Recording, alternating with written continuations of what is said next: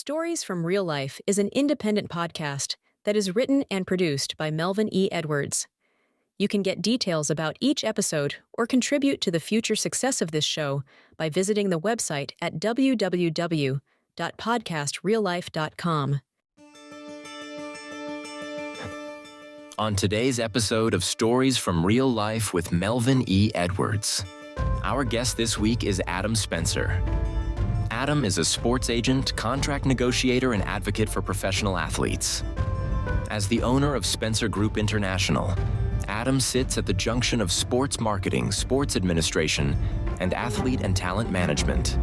He joins us this morning from his home base in Seattle, Washington. Let's join this week's guest, Adam Spencer, and your host, Melvin E. Edwards.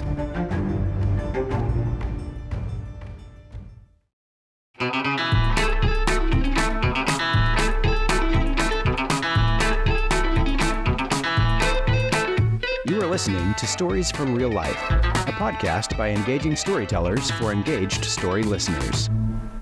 Here's your host, author and journalist, Melvin E. Edwards.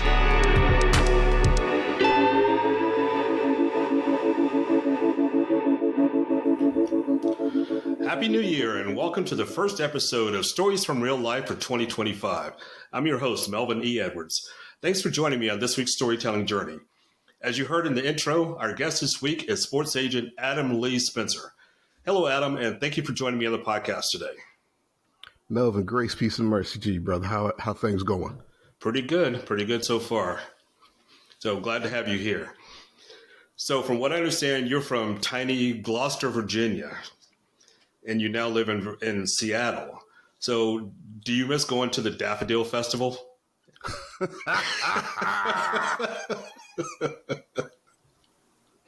Okay, I see where we're going with this. This is the only one that's off topic, I promise. You were on some Shannon Sharp stuff. Okay, no, I do not miss going to the Daffodil Festival because I found out it's not the only one in the world, so it's nothing exciting. Take me back about 25, 35 years ago when I thought it was the only one. Okay, maybe. But not now. You're a world traveler now. Yeah. All right, so how does the Great Northwest compare to where you're from in the Mid-Atlantic area? Here, the pace moves a lot faster, but it's not New York, Chicago. I've never spent time in LA, but I can only imagine what LA is like. So it's enough city vibes to keep me sane, but just enough rural stuff to, as a healthy reminder, stay home, stay humble. Stay humble. So how did your military career prepare you for a career in sports management? Well, I think for those that know anything about the military, I was a non-commissioned officer for 16 years. And part of being a non-commissioned officer is getting your NCOER. That's basically your report card for the year. And for the most part, especially when you're dealing with troops, where you got troops working with you as in a subordinate level, lower ranked troops, however you want to put it, their growth, their accomplishments, their achievements pretty much write your NCOER. What you do on your own can pretty much just be icing on the cake. So one of the things I've learned is, number one, you don't do it alone. And secondly, if you look out for people, it'll come back to you. So with sports, with management of and representation of folks, I take it as a athlete and talent first mentality. I'm very honest. I tell folks, I love sports. I love what I do, but I'm trying to make a couple nickels out of this. And I can't do that unless you're healthy mentally stable, and fully functioning. Okay. So now that we're in the NIL era of college sports, is it more challenging to represent college athletes or professional athletes? Well, I don't think there's a challenge. There's a difference in the challenge. It's all the same now. I think the entry point is much younger. And I think that's how you build. That's where the relationships are built now. The relationships are built much younger. So there's navigating the family, which you're going to have to do with somebody 22, 24, 30, 35, 40 years old. And there's navigating the environment around them, helping them to navigate the environment around them also. So I don't think it changes that much. Obviously, yes. At times it can be a much younger client you're dealing with, but we live in 2024, and with so much information out there now, you're not, dealing with someone wet behind the ears normally. If it's not them, there's somebody around them that's getting information. Okay. So I'm wondering about the future of the NCAA. Do you think it could dissolve and then each college athletic director or each college athletic program become something like an LLC, is operating independently? I don't think it's going to go that far, but it's going to be hard to avoid because really it's always been there. As far as the boosters go, the boosters have always been there. What I think will happen is you'll see some of the major companies have an influence at each level. You'll see the financial powers have some form of an influence at each level.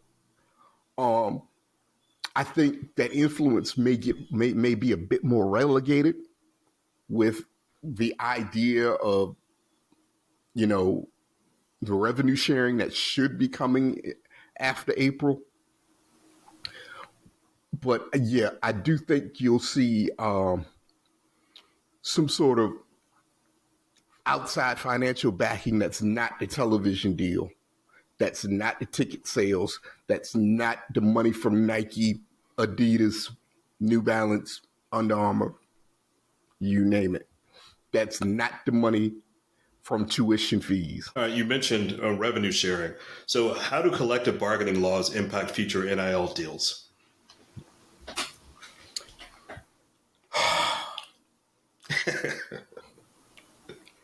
That's going to be very convoluted. I think we'll find out more as whatever happens. Most people will tell you that they feel like, if you look at it, they feel like the NCAA is trying to drag back control over the whole thing. And the process seems like the NCAA is trying to get the third party out of it, if you will. That's the agents. That's, maybe not the boosters, but it's other outside entities. The NCAA is trying to control it all, which I don't know if it's going to work or not, because we got to this space with the NCAA controlling it all. So, yeah, I think the athletes have a trump card, and that's unionization. I don't know how unionization gets avoided, especially if you go to revenue sharing. The kind of, I guess, loophole or gray space right now is that you're still not considering the athlete at the college, at the NCAA level, an employee. That's going to be the fight, if you will. I think that's coming. That's the fight of the future is, okay, how are we labeling the athlete? Is he or she an employee? or not. Because you look at these athletes and, you know, in the revenue driving sports, that's both basketballs and football. Just cut to the chase, stop all the, you know, the nonsense. The revenue drivers are in football and in both basketballs. You know, some schools got their niches of track, baseball, that may draw in some money, softball, depending on the program, soccer, depending on the program. Some schools have that, sure, fine, got it. But it's still football and basketball that, you know, are driving the revenue. So, yeah, that's where it is. And I think one of the things that you're going to have to watch is the TV money. As you look at what's happened since Texas and Oklahoma jumped ship. Okay. Between 2028 and 2032, I believe it is going to be the next round of negotiations, folks, different conferences at the negotiating table. The RSNs are gone. And for folks that don't know what RSN is, that's your regional sports network. They, you know, they are dead in the water. If you look at it, most, you know, the RSNs have leaned heavily and made their name and made their business with regional and local baseball, hockey, and basketball coverage. You look at most of the teams now because of what's happened with Diamond Sports, Bally Sports. That was the old Fox RSNs that got bounced around all over the place. Because of the challenges with the RSNs, the growth of streaming, the RSNs are becoming a thing of the past. If you look, most teams now are going back to local television covering the game, you know. And so the question becomes, if you listen to a lot of industry folks, the question becomes, okay, so how are we going to pay for this? You look at the money that the Big Ten just got. Okay. With Penn State and Ohio State and Oregon now in the quarterfinals, the money they're asking, the money that that conference is going to ask for, it's only going to jump. It's not going to get lower. So just last year, they expanded the playoff to 12 teams, what you see going on this year. Soon as they said, okay, we're going to play, a ruling came down, it's confirmed, we're going to go to 12 teams. You already had a conversation about it needs to go to 14. So, which means more money. You look at how the TV deals are being done. TNT leased the broadcast, if you will, from ESPN. Because if you notice, that was Mark Jones and Roddy White on the Penn State game from ESPN. Halftime was Booger McFarlane and Kevin Nagandi. That's all ESPN people. So we're going to get to a place of, okay, where's the money going to come from? And then, okay, how do we divvy the money out? How does that get shared between the school and the athlete? Now that leads me into my next question. Are we in a gray area right now like baseball, Major League Baseball was in the 70s with compensation and protection for free agency? Oh, we've been there. And one of the concerns I have is the way we have the conversation. We have these very public conversations where we're pretty much chastising the athlete constantly for having agency, for having autonomy now, when we were perfectly fine with the coach, the athletic director, and the president of the school being able to move about however they wanted to when the next job came up, or get fired and you bring somebody else in. So everything, and within that, we're holding the athlete to this moral standard, but you're letting a coach come in, tell young man or young woman, hey, we're going to be here for your time, whatever that looks like at said university. When said coach's agent is out here politicking for the next job or the next pay raise. But we're in a place where we're trying to control the athletes, or we're concerned about the athlete's ability to move and have agency and make decisions for him or herself. Okay, and this is a different sport here, but I understand you work with WNBA players and the league. I work in international basketball, but I understand the WNBA. Okay, so do you think there's a market for Caitlin Clark and Angel Reese to elevate the WNBA together, like Magic Johnson and Larry Bird did for the NBA back in the 80s? Oh, boy.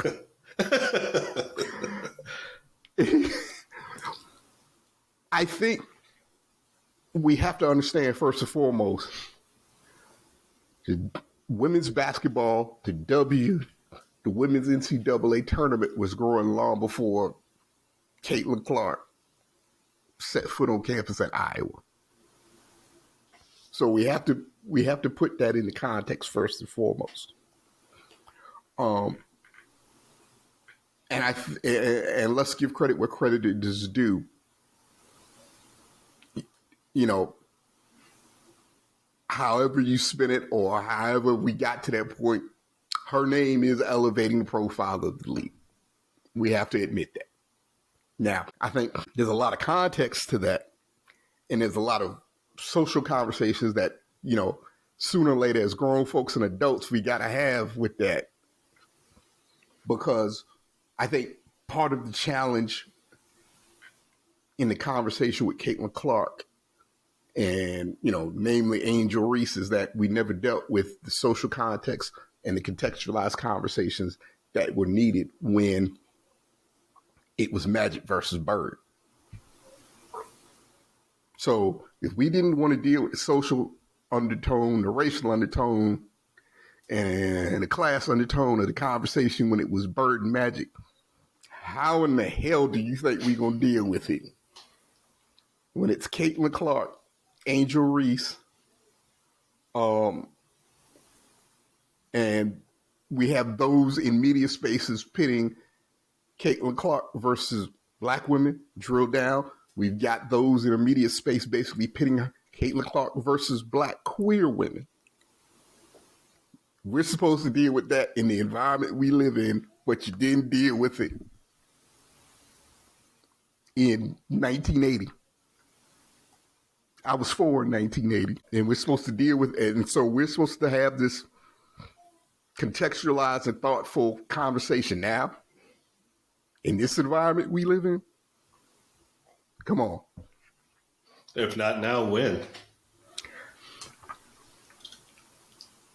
It's very true. It's not. I guess my concern is that it's not going to be thoughtful, and it's going. I see it as very hard to end well.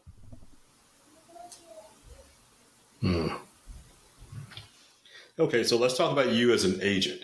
So how do you typically get your clients? Do you seek them out, or do they know you by your established reputation and they come looking for you?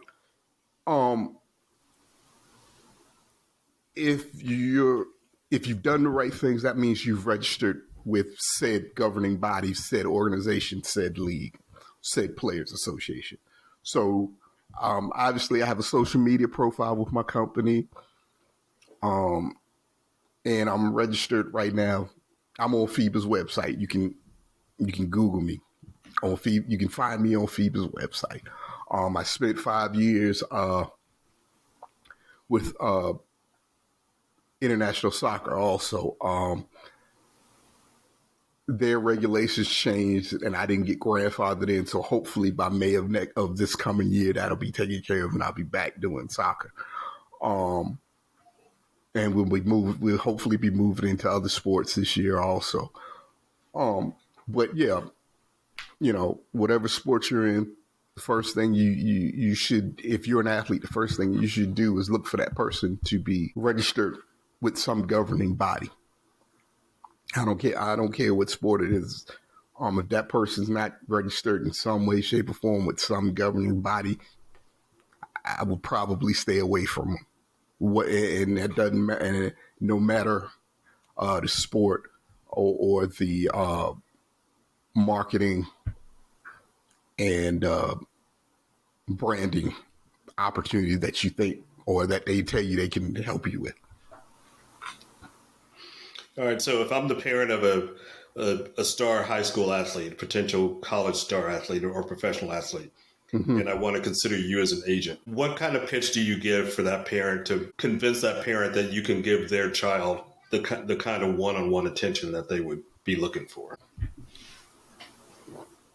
I'm a function in this manner. Obviously, you're going to get the information, and I'm going to send you some stuff about me.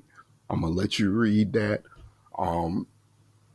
Hopefully, we get the chance to sit down and have a conversation. And my conversation is going to, first and foremost, to be about what you, the athlete, want. What do you want to get out of this? Because I can tell you a whole lot of great things. I can tell you this great story. But in the end,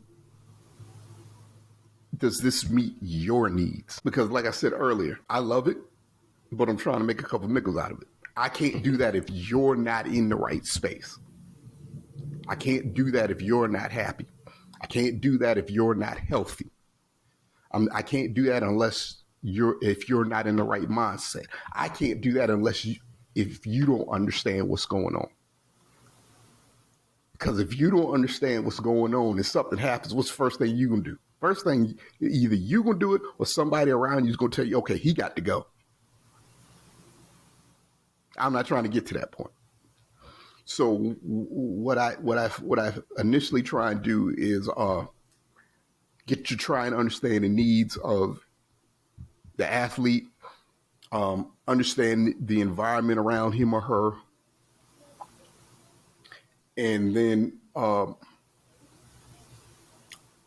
try and build a direction to move forward. And one of the other things I try to do is understand what the now. What do we need to do immediately right now to knock out some of the concerns? I can't take care of everything, but what can we do to massage and kind of calm some of the needs, some of the concerns, some of the fears of right now? And what I'm also going to do is talk to you, the athlete, about the entire situation. And I'm going to ask questions to understand the environment around you. I'm also going to, talk to, whoever else you bring in as a support asset to the situation. Because they also have to feel comfortable with me, because once we get to that point, let's just say you've got son or daughter, said child's 4 or 5 star high school athlete, and we're going to Power 4, Autonomous 4 institution. We've got about 30 offers. We know there's potential for financial compensation out there. We also have to slow down with said athlete's environment and make sure everybody in the environment is mature enough to understand what is going on. So what is it other than money that you most often desire for your clients? What else? I come back to being happy, healthy, and in the right state of mind. Because when you have that, we can put you on a path forward. We can put you on a path forward. We can build a plan for the future, whatever that looks like. If we don't have that, we're going to dissolve. It's not going to last long. If there's something going on within your inner circle, if I'm not doing what I'm supposed to do, or if you're not comfortable as an athlete in whatever environment you finally do choose to go off into, it's not going to work. It's going to be just like on, what was it, Sugar Hill with Wesley Snipes. And the brother told him, it won't work. It just won't work. All right, so what's the next big move in the world of sports?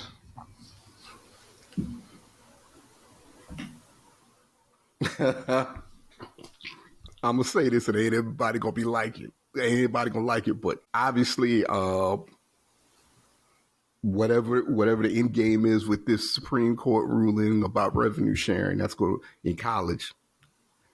The television deals, whatever 2028 through 2032, 2033 looks like. But the actions of this incoming administration on January 20th. I forget who did it, but somebody asked the question on Twitter as soon as it seemed like he would win the nomination. Are we going to keep the LA Olympics? We have to understand what is going to happen in the next 4 years. 2025 is FIFA Club World Cup. 26 is the World Cup. 28 is the LA Olympics. And if you look at what this administration, we think it's going to, what it looks to be at least, it's some form of an oligarchy. It's numerous high-profile business people either getting cabinet positions, staff positions, having some sort of influence on whatever decision he decides to make. We don't want that, folks don't talk about it, but the decisions, whatever decisions he decides to make, also affect them. Because most of the organizations that they run are international organizations. FIFA can't handle, I don't think FIFA can get around an international incident anymore. They got away with putting a World Cup in Russia, 2018.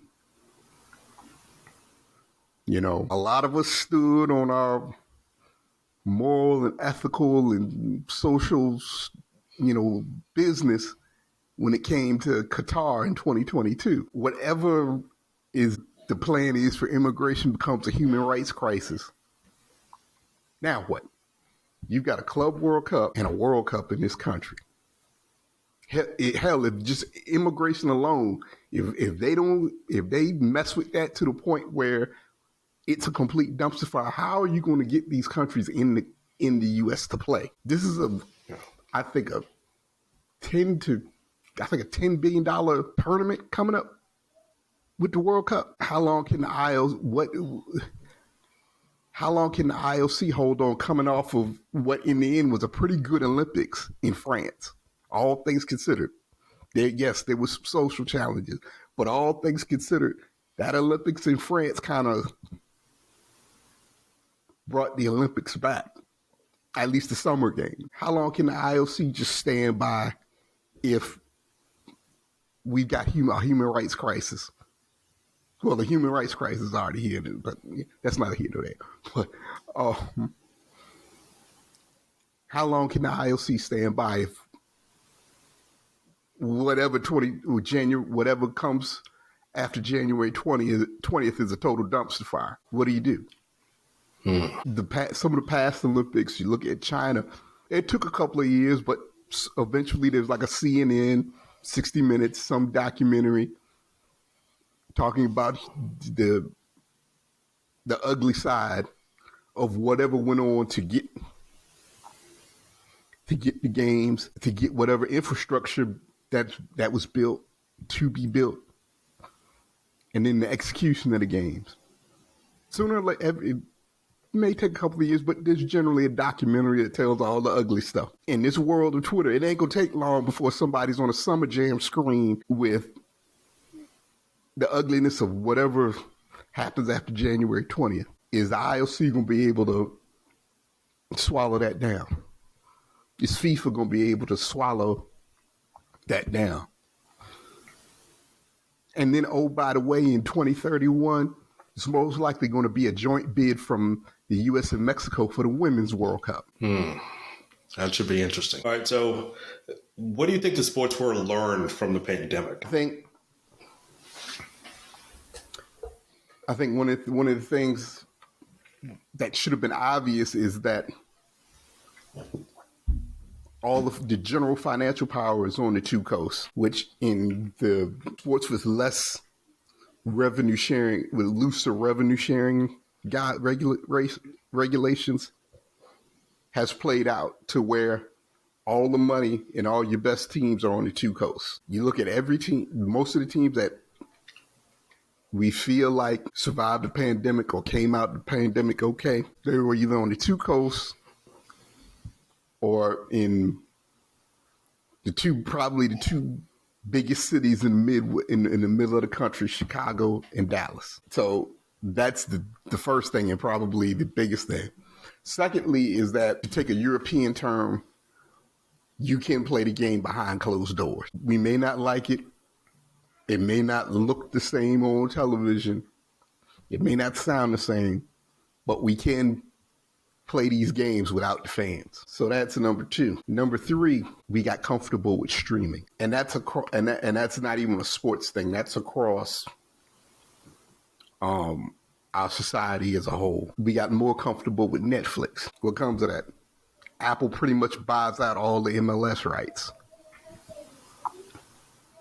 Amazon's now in on the NBA. Amazon got the Thursday night. Apple covers some of the regional baseball coverage now. Look at what the NFL has done now for the last 2 years. Christmas Day in Netflix. Playoff game on Peacock exclusively.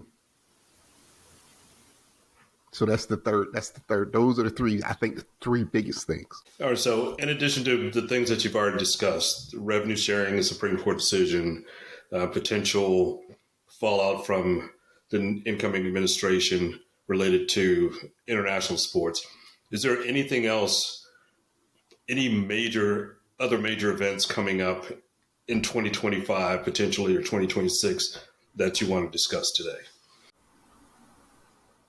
Melvin, that's a great question. I would say, especially as Black folks, our HBCUs, you look at the timeline of George Floyd, Coach Prime, to where we are now, and Michael Vick across the water with the Beholders, that school that shall not be named. Yes, I am a Hampton man through and through. So we will. I put this on Twitter. As a Hamptonian, I'm sick, but as a Virginian, I can shout right now. We just need Pastor to get that collection plate moving, and I would shout. But yeah, watch the direction of our HBCUs.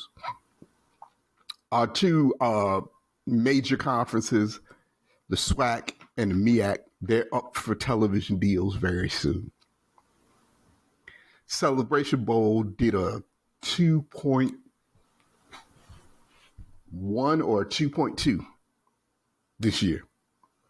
That's up from last year when they did a 1.4. You now have an alternative media space, YouTube, podcasts, that type of space, where you have conversations and daily coverage of our HBCUs now. So I would say that from obviously from an athletic perspective, but also from an educative perspective, there's over $13 billion that we know about owed to our land grant institutions.